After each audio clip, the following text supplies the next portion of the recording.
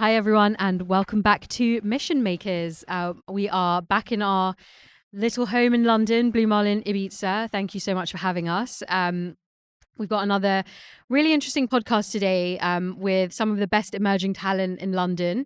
I'm joined by B.o.T to my right and Kakura to my left, and especially from New York, Chris, also known by his artist name Nhii, which stands for No Human is Illegal. I love that. Has flown in specially from New York because we are hosting a label showcase for his label Sounds of Khemit. So yeah, welcome everybody. Chris, how are you doing today? Very good, thank you. This is a fun night. I'm looking forward to it. Thanks for everyone joining the label showcase and for organizing this podcast. I'm very excited. Let's kick it. Amazing. So let's start with you, Chris. Or actually, let's start with you, Kyle. So I just noticed a few of the mics passing out. Um, I'd love to know how everyone here basically got involved with the Sounds of Kemet family, because all of us are obviously artists under the Sounds of Kemet label. Well, we were acquainted with Nihi a while back. We had some shows in Italy, and at that time he was starting out his label, Sounds of Khemit, which he mentioned to us, and they were releasing a compilation back 2 years ago, and we had a track called Poor Stranger, which we ended up sending it to him, and he really liked it. And from there on, we became really good friends. And Dan will. Yeah, we remixed each other. So we did a remix for him, he remixed us, and happy days. Maybe more to come following years as well. Nice. And Chris, you and I actually met because of another Mission Makers podcast. We've had you on the show before. You and I met at ADE 2 years ago. And since then, we've developed a really nice friendship. And yeah, really excited to make my debut with Sounds of Kemet on the VA this year.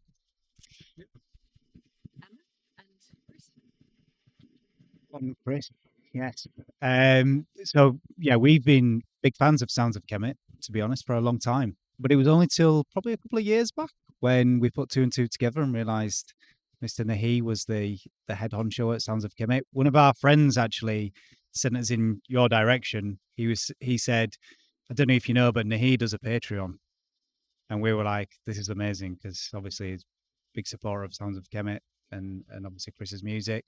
So that's how we've got to know Chris over this sort of last couple of years, is working with him through his Patreon and now releasing music with Sounds of Khemit as well, which is amazing. That's it. Yeah, that's how we know Chris. Excellent. And we will talk about how Kakura and B.o.T got together as well. But 2 years on, Chris, how would you say that the vision and the experience of the Sounds of Kemet brand and label and community has evolved? Yeah, I'm very content with the evolution and yeah, let's call it growth of the label. In many aspects. First of all, I think I'm very proud of the music catalog.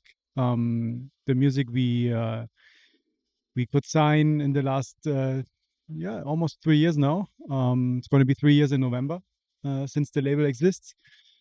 And we started to do showcases. You've been actually at the first showcase we ever did as a label in Amsterdam 2 years ago. And since then, that was a very nice experience for me personally, because I never did events, organized events. So it was a challenge and also a learning experience for sure. And it turned out to be successful in many ways, more so in having a community and know that there are people who feel same about music than you do, and that's a very powerful feeling, I think. And yes, and since then we've been trying to establish ourselves more and more in this industry. It's a Shark Tank, as they call it. But we are in a field of music where there are many genuine and nice promoters, people around us, which help us. And now we're doing showcases. Yeah, we did one in Copenhagen this year. We did one in New York, in Berlin. So this was really a very, uh, I would say, successful year for us. Yeah, very happy with it. Nice. And the brand and the label has such a unique identity, exploring these sort of ancient Khemitian mythologies. How do you balance the sort of spiritual and mythological elements of the label, but also kind of, making sure that it sort of resonates on a dance floor? I don't think it needs much balance because the dance floor for many people and me obviously is sort of the spiritual practice, being on a dance floor and dancing together is a powerful feeling. And I almost compare it to like a modern gospel, if you want, a modern Sunday service, like um everybody believes in something else, but like in this moment we are together and we are having this common experience. And I feel like this is a very powerful and also spiritual experience. Yeah, so I don't think it needs much balance. It goes very well together, in my opinion, with the right music.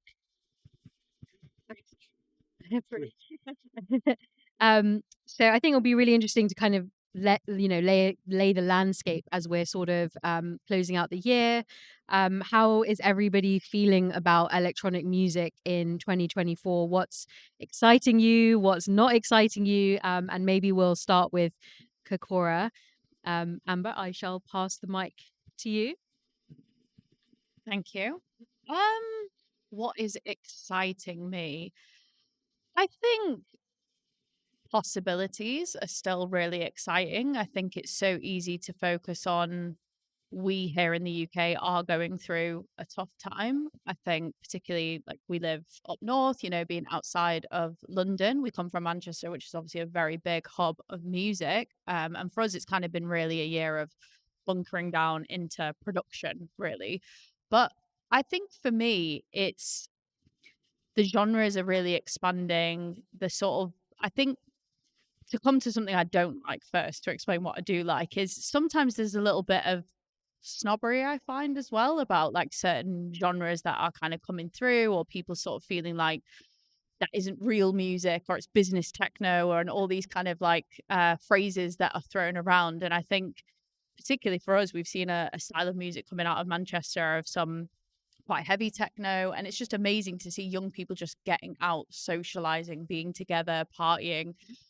Obviously the landscape has changed. A lot of people can't afford to go out now. We are in a cost of living crisis. But I think sometimes we focus a lot on Europe as well as just like the home for everything. But, we've played gigs in Pakistan and Africa and stuff. And just seeing those markets still expand is really exciting. But I've been talking to a lot of people about how people have found Ibiza this summer as well. And I think I'm getting a sense that people may have reached a slight saturation point with some of the parties being so oversold.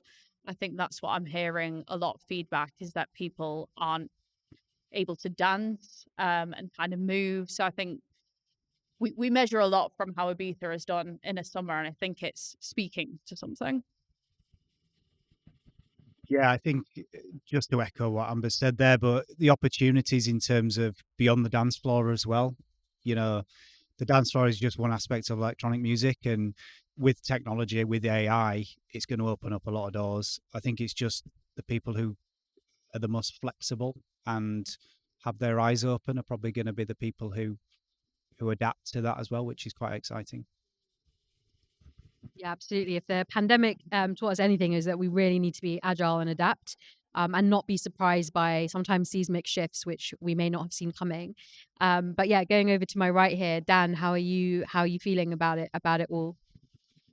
Yeah, no, I agree with both of you. But I also think that there's sort of like a trend of trying imitating one another.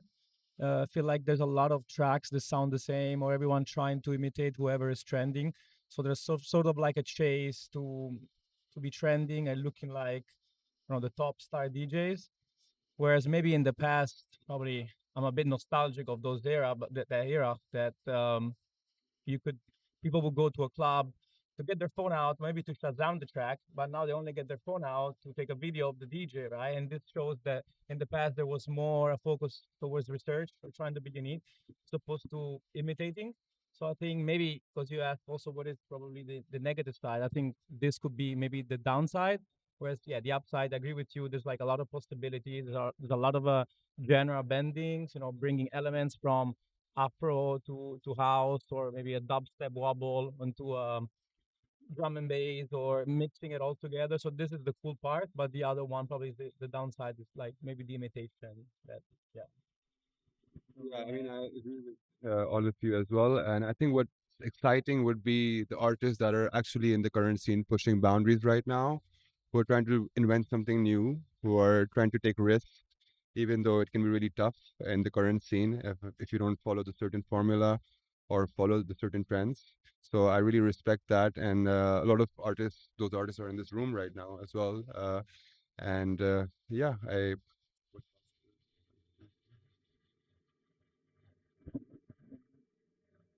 Yeah. Yes. Yes, yes, and yes. Okay, fine. Yeah, I mean, yeah, there's positives and negatives to all, right? And in a way, like I like what you said about genre bending, because in a way, like that is quite exciting. Like there aren't those boxes seem to be coming out a lot, which is quite exciting. And yeah, but I think it is quite sort of impossible to ignore the fact that London and just globally, it's just the scene is under such an enormous challenge.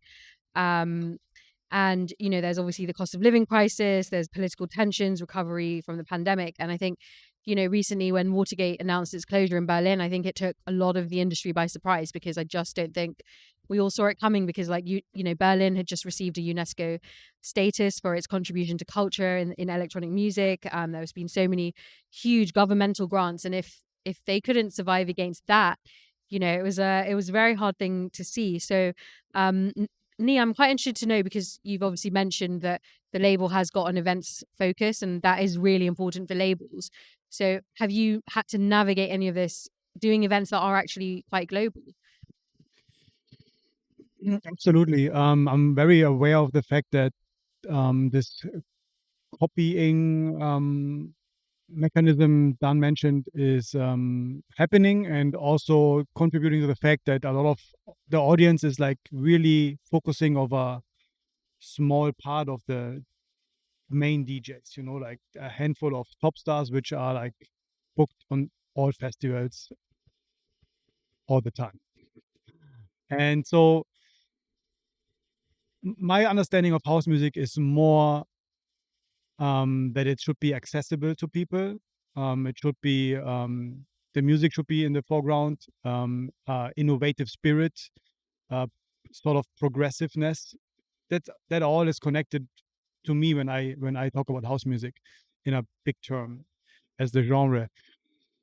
And what happened in New York, I mean, everywhere basically, is that ticket prices got so expensive, and that's something I definitely want to counteract with Sounds of Khemit, because our ticket prices in New York, I try to keep them as low as possible, because I'm more interested in having this community, yeah, this common ground for like a proper party, like everyone is equal. This is what I stand for, and the label stand for.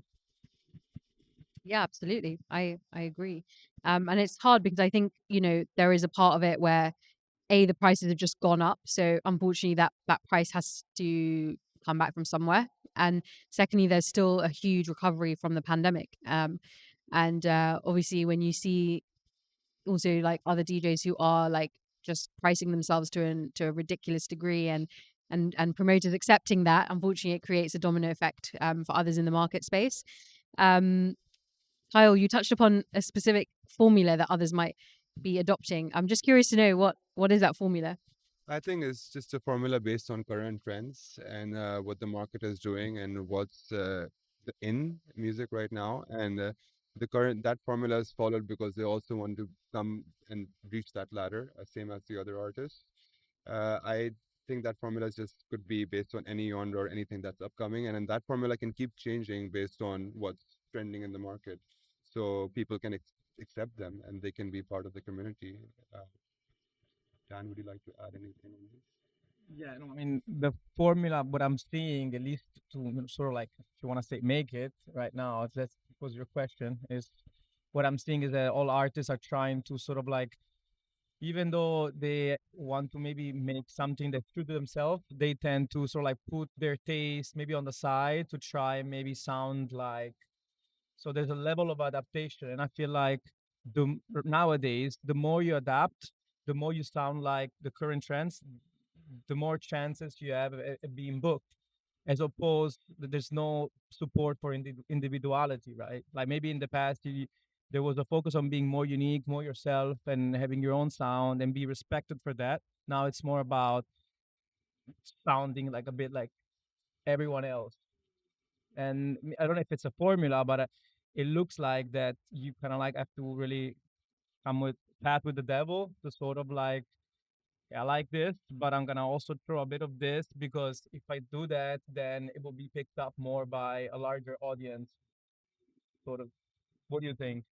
Yeah, I think it's interesting points because I think all of us here are just quite like I'm not being biased, but been just knowing how all of us are creatively. Like I think we are all very different in how we make music. I don't think it is formulaic. I think if you listen to all of our records, they all do sound quite different. Although there would be a common red line. Obviously, you can tell that it's come from that producer. But it's a bit more out of the box, and it's just interesting because like with trends, what tends to happen is like everyone's sort of like jumping on a trend, but it takes the person who is the innovator to create the next trend and for then everybody else to try and copy that person, but then that person's already 10 steps ahead because they're writing way into the future. So and it's so refreshing. Like I mean today just preparing for this set, and I'm sure we all face it. It's like how much digging, it all just sounds, so much of it sounds the same. Like you go on the top 100 charts in any genre in Beatport and it's just so obvious how much is so predictable. And then when you hear that one that just stands out, you're like, oh my God, yes, thank you. But it takes like, I don't know, it would be like 5 or 10 out of 100 that is going to sound unique and is going to be in my record bag. Do you know what I mean? So, yeah, I don't know if anyone wants to add anything but.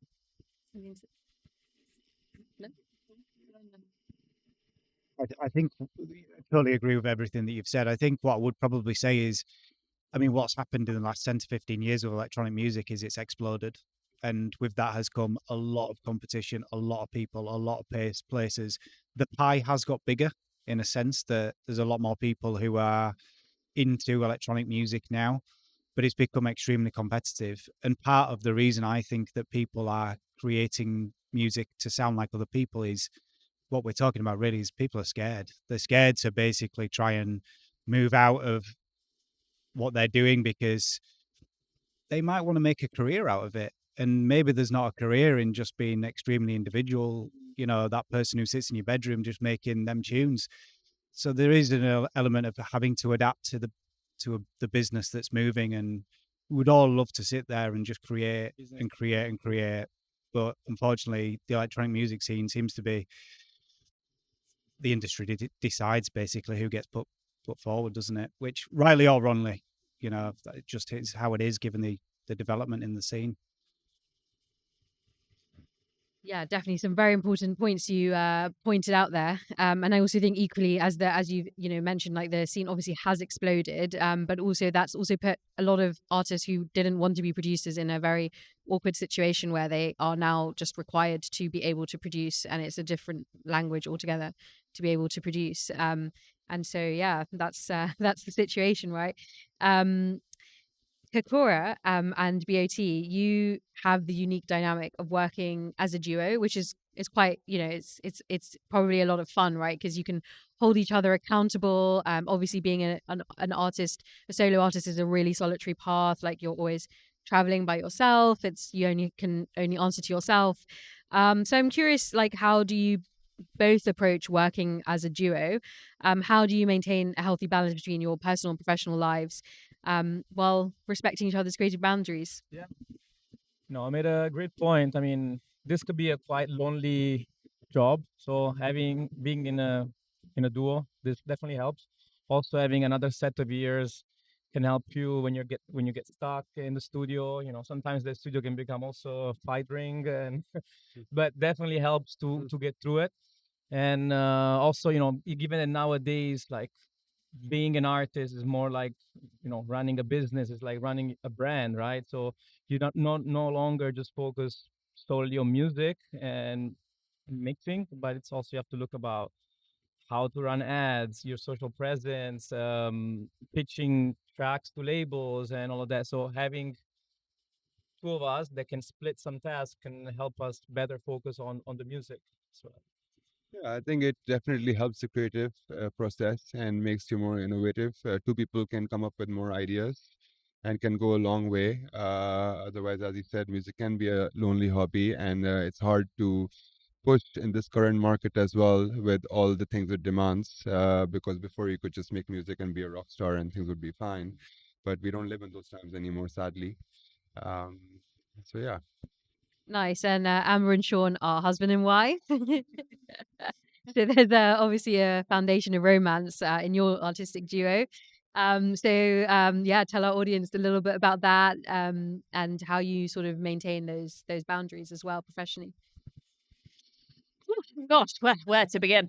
Well, our origin story is literally we got together pretty much because of music. You know, it's such a foundation of our love, to be perfectly honest. We met at a house party and then we were at a festival the next day with each other, booking Ibiza within 2 weeks of knowing each other. Went 5 times in the summer, and this is 13 years ago. You know, we've been together for the long haul. First DC-10 experience, yeah, together was. Lots of my friend Alex is sat in the audience today, and she used to see us sat in the smoking area of Sankey's just talking, and she's like, "You guys," like. But yeah, so it's a real foundation of our love, which is helpful, I think. And then I think noticing in Sean particularly that there was a creativity and something in his imagination that he really wanted to get out in the world through music production. That he was connecting with it on a certain level, that he wanted to sort of expand that imagination. And it came with its challenges, didn't it? Like, we moved to London, I was going hard in my world of TV and documentary, and all of a sudden, you're aware of the fact that you're partners, but you're just talking about work all the time. Your life is work, it's the grind. You get to the weekend, you're exhausted. It's really hard to have those boundaries of, without sounding cheesy, like still being like lovers to each other and still being like, husband and wife and boyfriend and girlfriend at the time. But yeah, you can talk about that was a big challenge for us, wasn't it? Yeah, it was definitely. I mean, obviously, even until this day, it continues to be a challenge of trying to work together whilst keep that love in your relationship. I think what we've probably realized over the course of the last 13 years is through the mistakes that we've made, we try to adapt and bring each other's strengths through, rather than thinking you have to be a certain way and I have to be a certain way. We try to play to our strengths a bit more and things now, which has been a huge help, I think. But yeah, I mean, we continue to learn at the end of the day, don't we? I would say as well, there's an amazing strength in, because Sean it does primarily do most of our music production. I primarily make my documentaries, but having each other as like a touch base of someone who's not in the like weeds of the creative process and like been in the studio for hours and I've been in the edit for hours. It's like we've built that kind of trusted opinion and respect in each other that I know his fresh head is like so helpful to me, and vice versa. So yeah. Nice. I love it. Well, there's probably never been so many artists pitching to leading labels because of what we've talked about with how many producers there are now on the table. And so, Nhii, as the label founder, how many pitches do you receive a week? And what is it that sparks your interest? What are you looking for when signing new talent? When signing new talent, it's mostly about the creativity I see in the music. The sound design obviously needs to be on point. My background is a audio engineering background, so I'm very technical with music. I want obviously everything to sound perfect, and then comes the composition, which needs to be working on a dance floor because we are a dance label, and a lot of times, that's why I can really confirm Dan's claim. I get tracks which sound exactly like Beatport charting tracks as a demo, and I was like, okay, I can listen to this 10 seconds, and I stop it and move on to the next track. Yeah, we really look for uniqueness in line with my vision of sound design, basically. Yeah, and how many demos I receive, it's funny. It really depends on days and weeks. Some weeks, hot summer weeks, there's 2 demos coming, and then when it was raining for 2 weeks, you get like 50. It's funny. It's a fun experience. But cool thing about it is, those are all people who want to make it in the industry, so they dream the same dream, and you have this connection with them, right? I always try to be nice, and it's not always possible to write a lot to the tracks, but I always try to be nice. And maybe if I hear something obvious, I would like tell them, you guys want technical feedback to this because there's something popping out here. So I try to be helpful and nice when people send demos. Yeah, And you actually reply. I actually reply. Yeah. Amazing. But like, is there anything when someone pitches you on an email? Is there anything that you could say makes like a good pitch? Yeah, definitely introduce yourself. Tell who you are and why are you sending this demo. For example, tell me you've been making music for 4 years now. You changed your music style last year because you went to this event and this is so resonating with inside you. That gives me already enough to like be interested about the track, right? If sometimes you get an email which like, hey, would love to read on your label, and that's the link. And obviously, that's the majority of demos I get. They look like this, and the track has to be extremely good, like extremely good, to consider it to be signed. And yeah, I don't think I ever signed an email like this. Yeah. Yeah, for good reason, obviously. Kyle and Dan, you guys have released on some really solid labels, like a Tribe Called Katori. So what has been sort of your process of, reaching those target labels? Well, in our opinion, we think it's always good to start smaller. It helps. Sometimes going to a bigger label directly doesn't help because you don't have enough credibility. So they might not even listen to you. Maybe you can give a nice pitch, but they will still, just do a quick background check and, they might not consider. So it's good to start smaller. You might get lucky with a bigger label. Some people do that. But I think if you have smaller labels, you go step by step and then you meet these people face to face. It really helps. And Dan, would you like to? Yeah, or put all your tracks on a USB stick, go to conferences like we're doing next week, and then we'll see how it goes. Meeting A&R in person or DJs that we look up to and share our music. And as you said, yeah, like having that in-person connection definitely adds as opposed to sending cold emails without knowing anyone in that label. So yeah, definitely trying to put, and they also feel that you're putting an effort to meet them. So that definitely adds more value and higher is the chance is higher for them to sign you up. Yeah. Also, just to add, I think also doing remixes Oh, yeah. is also another way of getting more in and diversifying a bit more. Remixing, like how we did remix Nhii, and that gives you a bit more authenticity and Yeah. closing more. So yeah. Yeah, collabing with other DJs, producers, not only like makes you discover a whole new sound and different ways the other producer make music, and you can just learn, number one.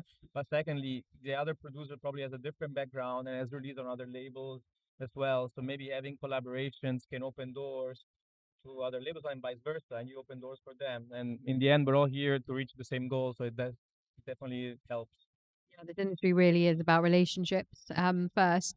Amber and Sean, anything to add there on how you guys have found the process of pitching and what's worked and not worked in for you guys?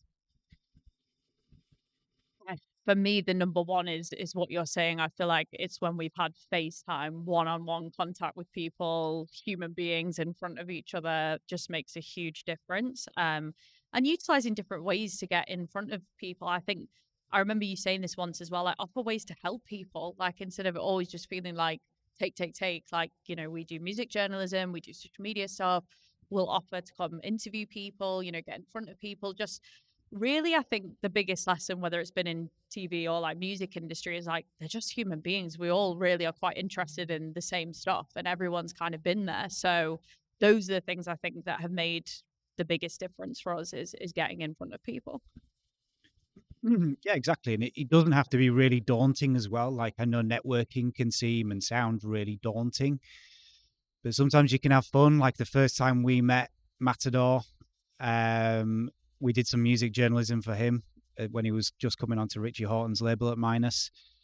We had no idea who he was. He sounded Spanish to me. Matador that's clearly not what he is, but he's an Irish guy from Dublin. Within a few minutes, we were having shots at the bar with him, and then that night was just absolutely amazing. We had a fantastic night with him, with his wife, with his fiancée, and then since then we've been really good friends with him. Met his sister and family. We went to see them not long ago, this time last year. And so these connections that you're building are potentially lifelong connections as well. You're meeting people who are also doing, like Chris said, they're in the community together, and you're meeting people who are like-minded, and it's a good thing to, it's good to be part of that as well. And this is what I'm saying as well about the helping. How can you help people?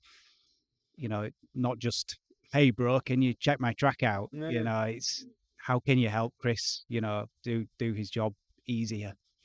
So yeah. Really, really all good, great and valid insights. Chris, as the label founder, what do you think are some of the challenges facing labels today, and what advice would you give to those who are looking to maybe start their own imprints? Challenges would be the amount of competition, especially if you're just starting out. It's really nowadays it's harder than 5 years ago, which is incredibly quick development. It's really getting competitive, and to make your mark on the scene, even with the new algorithms on social media, it's really tough. So I'm very thankful I started with the Knii project pretty much 6 years ago now. So still, I think I could really leave some good tracks out there in a time that not much was released. Like during COVID, I released actually a lot, and I think they gave me like a little bit of an advantage. Also for the label that obviously started 2021, and my advice would be really work close together with your distributor. A label always has a distributor on the back end, and you want to know those people personally. You want to also have a personal relationship with them, know them, and you can come up with solutions for problems. So, for example, if you upload an album and you type something wrong in the engine, so the artist name would be wrong, you want them to fix it quickly. You also want to take advantage of their connections to the music industry. So, for example, a distributor would have connections to stores, Spotify, Beatport, and so on. So you wanna make sure they know about you and that you have a plan and a mission. Excellent. Very interesting points.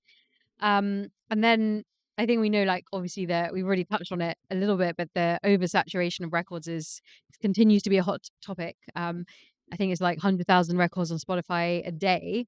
So like as artists, what do you think is kind of, where are you finding the right sweet spot in terms of your releases? Like, do you map out the sort of quarter or year thinking like this is how many I want to sort of release and that's the target, or do you approach it in a different way?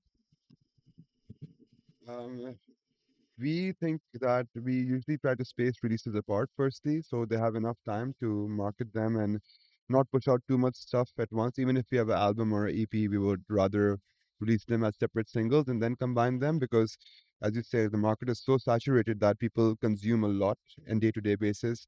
So if you're just throwing out 10 tracks, people are not going to have time to listen to them. Back in the days, they could listen to a whole vinyl, sit down. So that's one thing. And another thing I think we would do is try release tracks before summer so DJs can have them in their USBs ready to play in festivals because a lot of DJs are touring at that time, so they don't get time to, play those tracks. So That's kind of way we work. And Yeah, basically avoiding releasing in the middle of summer as well, because most DJs are on tour and they don't have the chance to maybe download or check the new stuff. And then pretty much, I think we don't really focus much on the days, or because whenever we get inspired and creative, maybe we sit in the studio and 10 tracks come out. Then sometimes the process is very quick, and then they can be ready a completely different time of the year, and then we decide eventually when to release them. But there's not really an approach when it comes to just avoid summer, at least for us. Yeah, because we noticed that when we released in the past some stuff in the summer, didn't get much traction. People on holidays or touring DJs will likely won't look at them. Yeah. Yeah, it's so true. Do you guys have anything to add? I think the guys have said it in terms of how to potentially release your music and the sort of timings and stuff. It's obviously really important to get the timing right and knowing particular labels and when they're accepting demos. I think what I would say is about the label you choose as well is quite important. So there's a big difference between a couple of labels that we've released on, for example, Manual Music versus Cafe Anatalia. Very different business models, how they approach things, both extremely intelligent, but they just do things very differently. Cafe Anatalia, quite comfortable releasing a lot of music every single day, I think, almost, or something like that. Huge fan base, but it has to be weighed up with there's a huge fan base, there's a lot of music coming out. And then on the flip side, you've got someone like Manual who invests quite a lot of time into the promo campaign, individuality of putting your tracks together and how they market it into the world as well, the type of DJs that get hold of it. So it's a very more of a personalized approach. And I'm not suggesting there's one better than the other. It's just very different. And sometimes depends on the label, depends on what you're trying to achieve with your tracks. One might be better than the other in terms of their approach or vice versa. But I think knowing about the label and how their business model is and their approach is also really important when there's 100,000 tracks coming out per day. Yeah, absolutely. And when you pick the label you want to work with, you obviously also want to, if you choose the approach of like Manual, you want to know what is their marketing plan, like what are they going to do to get this little baby out in the world. So Amber, you touched a little bit upon your experiences in TV, and I'd love for you to just share with our audience, what exactly is it that you do in broadcasting? I know that you've been working with the BBC on some really exciting projects. And has that influenced your approach to music in any way? So yeah. Thank you. Yeah, I'm a journalist by trade, but I now have moved into documentary making, filmmaking. I make podcasts as well. And yeah, I mean, I've reported on a huge variety of issues from like honor violence and crime to I've reported on sustainability in Ibiza. I kind of just look at the world around me, curious about human beings, all around the world and how the world is kind of changing around us. Absolutely, it factors into how we approach music. I think a fundamental reason we began working together and realized that there was this commonality in what we were doing is storytelling. Storytelling is a huge part of how I approach my work. I think it's what the audience are craving now. In a similar way with music, we used to have BBC One, BBC Two, Channel 4, Channel 5. You just had your set channels. Everybody watched those channels. Streamers have come in and they've changed the game, and the landscape is there's so many options out there now. But what people want is they want escapism and they want experience. They want to feel emotions when they watch a program. Now, it's not enough to just say, here's a great news story. I have to make you feel something. And characters, people is a really big part of how I approach my work. And I think that's how Sean creates music. Our music is very centered around characters in our mind and our imagination. And I think to come back to your question about marketing music as well and marketing your tracks is there's a whole story behind how you've made this track, like from your imagination onto Ableton or whatever it is that you use onto a dance floor, how it's going to be perceived by someone. And I think that's the exciting potential of what could come next as things are becoming even more immersive and, whether that's VR or whatever it might be to create. I just think that storytelling is the way forward, and I think that's what people are craving both on the dance floor and when they're watching something on TV. Yeah, it's so true. Everything it is about the story and connecting to that plot or that those feelings in some way. Because as you said, like we're all human, we do face a similar spectrum of emotions, right? And I think that you're in such a unique you have such a unique perspective because you're working on this intersection of music and media. So I'm curious to know like what your thoughts are on the future of radio. Obviously, you touched upon streaming disrupting, as we know. So much. So, do you have any thoughts about where you see the future of radio going? Oh, it's another heavy question. I mean, I need to be realistic that, of course, radio is in decline as an industry, as is a lot of forms of media. But I, for the first time this year, have started presenting a radio show. I'd never done like live radio. I present a program on BBC Asia Network. And it's really exciting to be doing a music show. And really, it's reignited my belief that actually what radio offers is intimacy.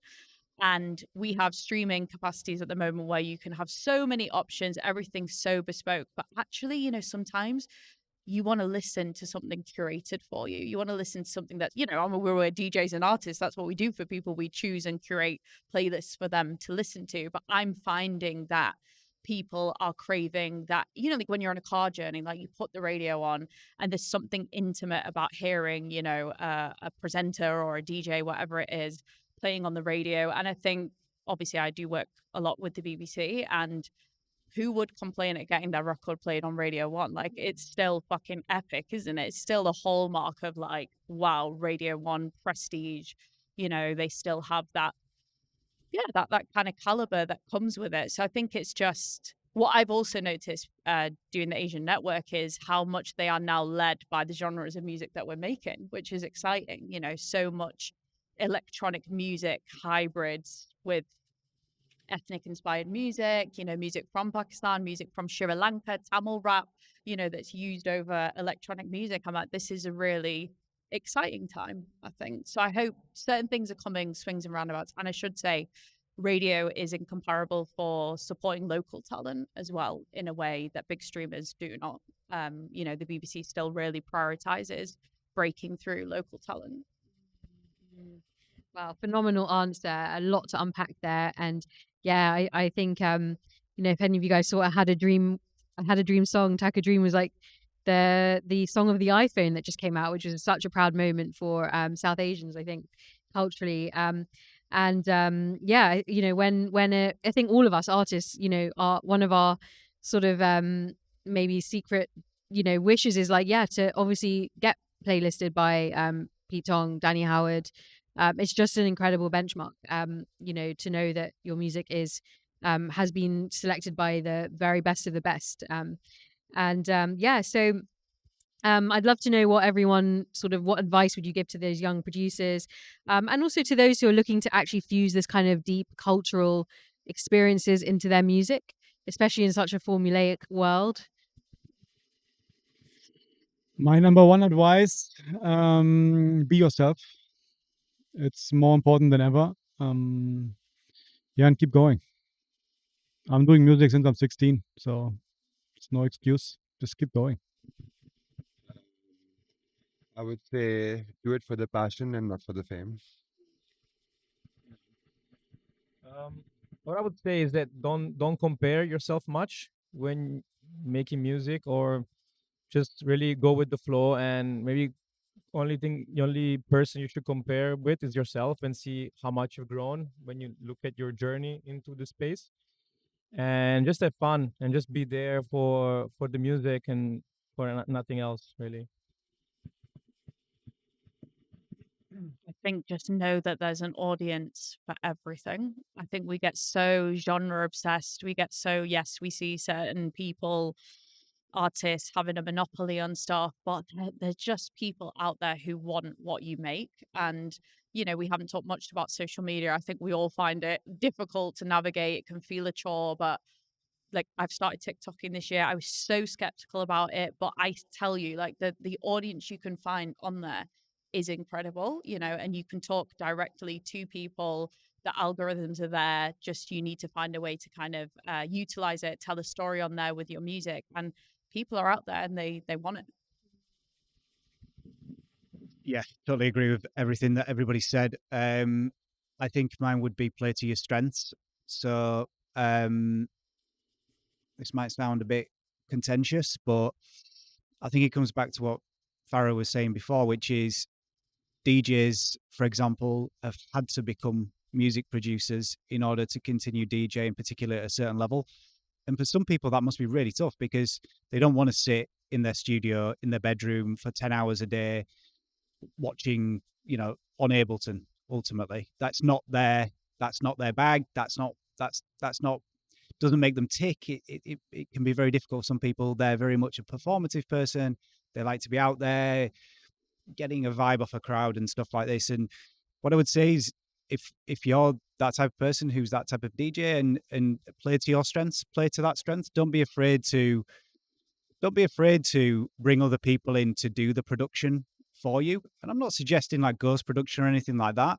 Not that for me personally, I've got a huge thing against that, because I do think that DJs, for example, have had a bad time. And so if they want to DJ, then getting somebody in to do that and help them is just essentially outsourcing to some extent. But maybe learning as well about the production is great, but for me, for example, I'm very much into music production, and so for me, it's easy to sit here and say, produce the best music you possibly can. But, I like I said, I think it's playing to your strengths and outsource the stuff that you don't like. I will be certainly outsourcing a lot of our social media at some point. So Absolutely. And be prepared to hustle, that is for sure. Because you do have to wear a lot of hats, and God knows what other hats are going to get added to our heads over the next few years.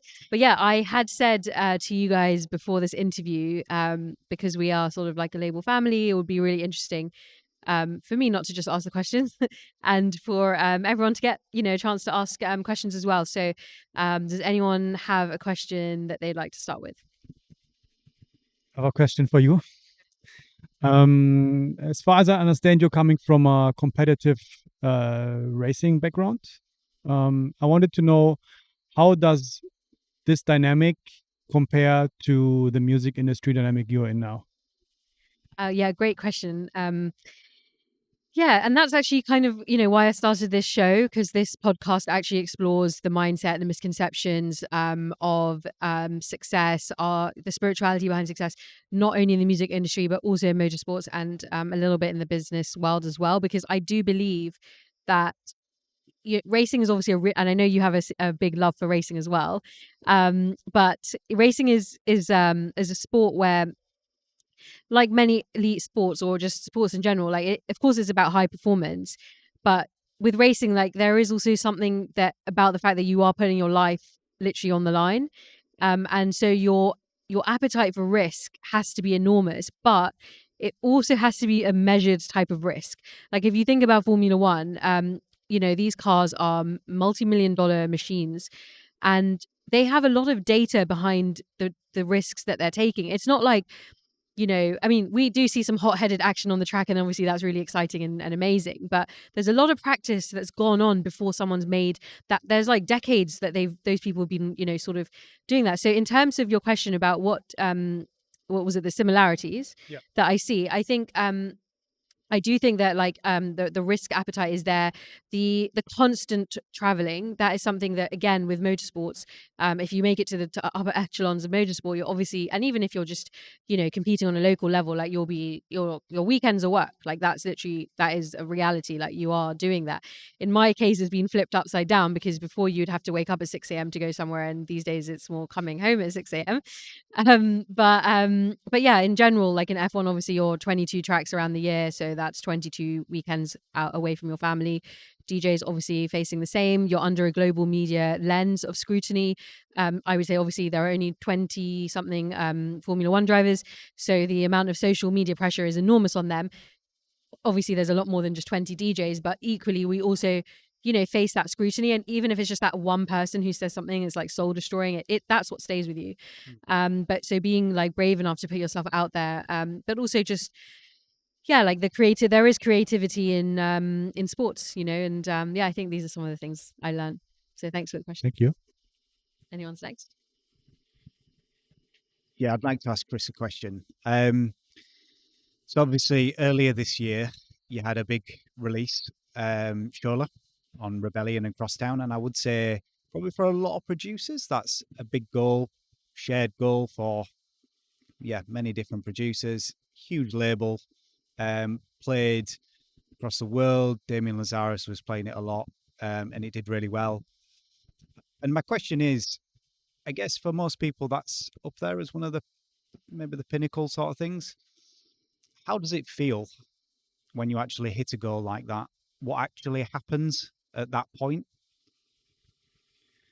Yeah, you're happy, very happy for one day, and on the next morning you're so motivated that you get into the grind again and trying to follow up with that. I don't know if that's only me, but I not someone who's really enjoying or is able to enjoy this for a long time. I acknowledge it, I respect it, and I love it. But I live very much in the moment. So the day I produce a new track, this is my focus from this time on. So I will not rely on this as a given, or this track was performing so well.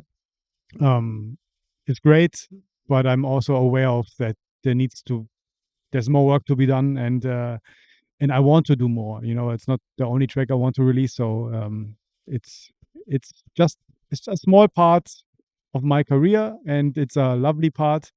And I hope I can redo it with Damien's label, because it is a great label, as you said. It's literally I would say top 5 maybe in the dance industry. So yeah, that's what's up. I think that is really an interesting insight for people to hear, because I think particularly when you're in a creative industry like the music industry, people spend so much of their career waiting for like these moments, like that's it, then everything's going to start, and that's it, life will never be the same again after these huge moments. We don't realize how much we're stalling our life waiting for these like big moments, and actually it's the sum of how much you're present in your day and just getting back on with it, right? Yeah, totally. Amazing. Any other questions? I think Amber, you had one. Well, given we're here, Farah, for Ninja and Friends, I really wanted to ask you what you've enjoyed about hosting the residency here at Blue Marlin. Where would you love to take it? How do you go about curating the lineups? Thank you. Yes, we are here at Blue Marlin Ibiza in London. And yeah, the Ninja and Friends brand actually started before this club came to London.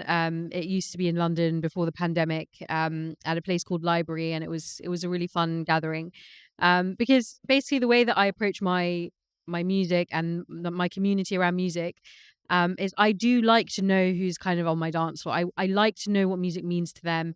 And I just, obviously you'll never get to know all your fans or whatever, but I just feel like, that's something really important to me, like what values people have who come into my community, because I've worked for years for my network, and it just takes one bad egg to come in and ruin the experience for everyone. So I'm quite mindful about how I curate these kind of experiences, and that's why being in Blue Marlin is really nice, because it is a very intimate club. Like the capacity here is 200 people on the dance floor. The sound system's incredible. They came to London last December, and the opportunity presented itself to join as one of the residents and bring in the Ninja and Friends experience to London. And so I was really excited to do it, and to also showcase local emerging talent, because equally, as we've talked about in London, it is really difficult in this industry here, because even just before the pandemic, 50% of clubs were shutting down in London. So you can imagine after the pandemic, like, it's just brutal. And so the spaces that are surviving are the huge clubs, the ones that are having 2 or 3 to 5 headliners a night. And the spaces, the grassroots clubs where talent is is built, is far and few in between. And so that's why I really enjoy having it here in Blue Marlin and having this. And it's such a prestige to be able to be working with this brand. They're an incredible team. And of course, I hope one day that it would go to Ibiza. We have had we've had the brand expand out to Sonar this year, which was really fun. We did a sort of industry mixer because a lot of the people that obviously do also come to some of these events are working in the industry, so it's quite nice to like connect people as well. So yeah, I hope that's a long and short answer of the question. You guys haven't asked a question, so now you have to now. Yeah, I want to ask all the artists here, so everyone, when we're all producers here, we're all making music in the studio. When do you know that it's the right time to say stop and finish that track for each one of you?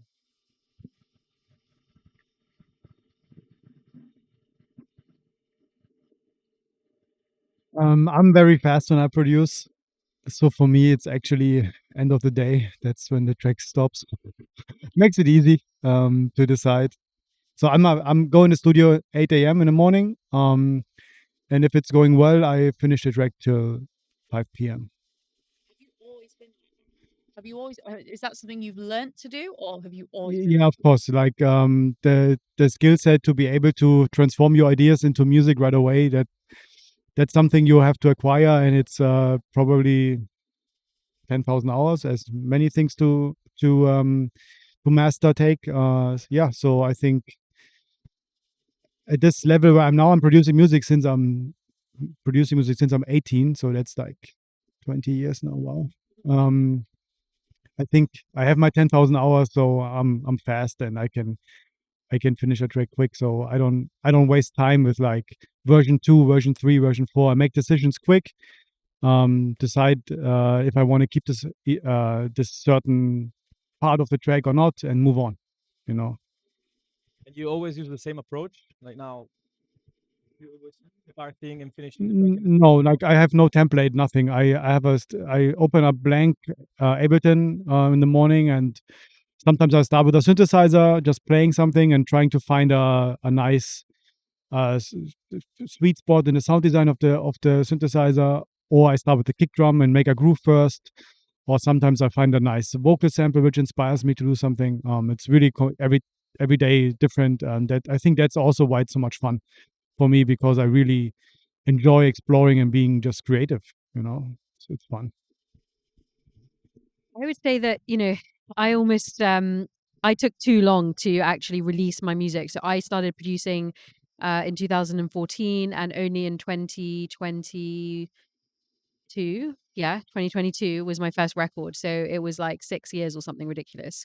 Maybe, and I think I'd even started dabbling a little bit in production before that. And I think I just was just too trapped by perfectionism. And I think a lot of producers face that issue. Is like, it's just not perfect yet. It's not perfect yet.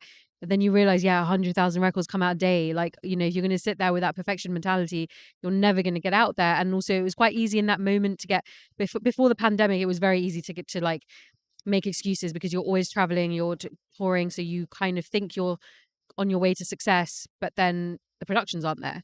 And the pandemic was like a harsh reality of like, wait a second, why have I been investing all this time and money into production and I still don't have anything to show for it? Like what is this about? The music I made then has evolved. Like it's not even relevant anymore. Do you know what I mean? So I think I did a lot of courses, particularly one, and actually somehow Sean and I were connected through this as well, as Finish More Music, which was actually around the mental habits of discipline, around so many different things. Creating, like, for example, one thing in the morning every day, 20 minutes, literally as a meditation to make music, and it's just a 20-minute timer. That's it. You can't touch it after those 20 minutes. So it forces you to get out of that trap. And now I think because maybe I'm just so like not paranoid, but just like so disappointed in myself that it took me that long, that I'm only creating now with the goal of finishing. Like that's it. Like I just know, like it's you've spent so much time now, you would hope that you know when it needs to finish. And sometimes there is a missing element because I work a lot with like vocalists or guitarists or instrumentalists, and you can feel that, and that's what it is, and you just wait to do that. But the main everything should be there, and you should know, like, that's it. Hope that answers. Chris's process sounds super sexy. I'm the guy who's on version 40 with Notepad and everything. I mean, Wisso's here. We've collaborated before. I'll send him version 38 or something like that. Yeah, I mean, for us, how do we know when it's finished? This sounds very unsexy, but I actually have a list of things, and I'm like, have I gone through all these different processes? And for me, that helps me get out of this, not just the perfectionist trap, because I'm like, okay, I can move on, but I'm covering all bases for everything, because I really struggle to keep it all in my mind. I'm not really sure why, but when I'm going through a track, I struggle sometimes to know exactly where I am in the process. But obviously, Chris's approach just sounds amazing. Wake up at 8, track at 5 o'clock in the afternoon. That's bish bash bosh done. But which is really interesting, because your tracks, obviously, for me, when I listen to them, you can tell. For me, I can tell a Nhii track. So it's really interesting that you don't have any template set up or anything like that. You just go at a process, and so your process clearly shines and comes through like that. And that's what I'm sometimes scared of. How far am I going to go off track? And is it going to sound like a Kakura track? But clearly it can be done. Yeah, I want to add something quickly. I read this article. I unfortunately don't remember who wrote it, but the author said in there, in the creation process, the less you think, the less ego gets involved. And I think that's very helpful for finishing tracks. Just stop overthinking and no. Thank you all so much. It's been really interesting to hear your perspectives. Looking forward to playing with you all tonight. And it's been the Mission Makers podcast. I hope you enjoyed this episode as much as we enjoyed having this conversation. If you want to grab a copy of today's show notes, then head over to missionmakers.com, where you'll also find notes from all of our previous episodes. And if you're interested in talking to me about future opportunities at Davos, producing podcasts, or coming down to some of our music and motorsports events, then you can reach out to me at Mission Makers or at dj.n1nja on Instagram. Thank you as ever for listening, and until next time, keep it laser focused.